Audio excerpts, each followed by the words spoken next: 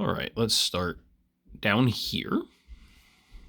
We have Dragonforce from the Ultra Beatdown Tour. Sam Totman's pick. And I believe this was the Inhuman Rampage Tour. This was their first U.S. tour.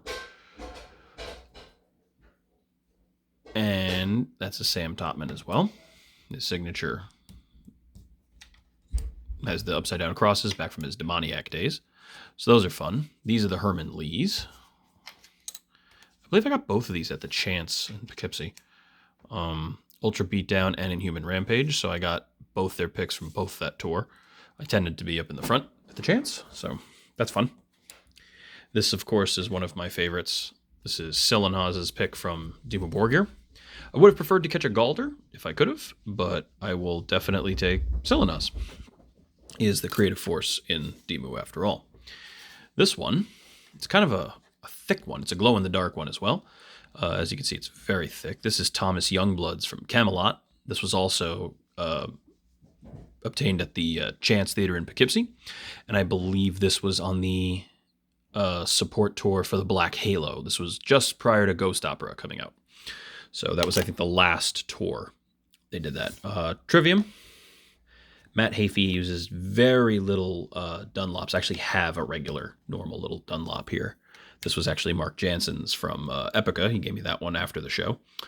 And you can see he had it stamped back then, and he's got his little Matthew on the back. Since then, I believe he's changed that signature, but this was supporting the third album. This was supporting Shogun that I caught this.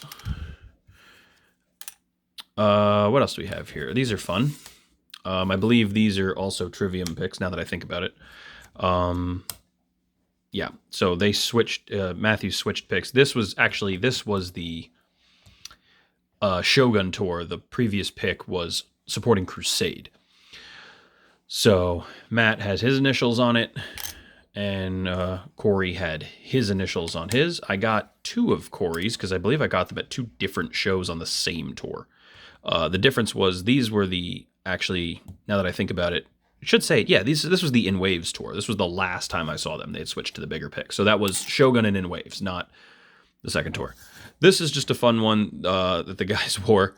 This was also obtained at the Chance Theater in Poughkeepsie, and it was, God forbid, kind of a fun... This was during the era that they were playing crank amps, so I remember he just handed me that after the show. I was actually either on stage or introducing or something at that show, but... This with the Jägermeister symbol is another God forbid pick. It was a pretty fun show. So now we come to two of my all-time favorites. So this is Kerry King. Uses a big, wide Dunlop. And Kerry King does not support Slayer with his picks. He just has KFK, Kerry fucking King Ministries.com on his picks. This I caught it at the Armory in Albany, New York, up in that area, I believe. And it was Slayer and Children of Bodom, I remember, on that show. I honestly don't remember who else was on that show, but I do remember those two guys being on that show that day. That was a loud show. The bass made my stomach hurt. It was so loud. That was a good show. And then my pride and joy of picks, the ultimate for rhythm guitar picks. This is, of course, Jon Schaffer's pick from Iced Earth. And this was in support. I got this pick when Barlow had returned, and they had just released part 2 of their 2-part album. Ripper did part 1, and Barlow did part 2.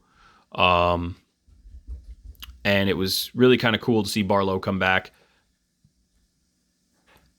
I never got a chance to see them with Ripper supporting. I have since seen them with Stu Block, and they sounded great.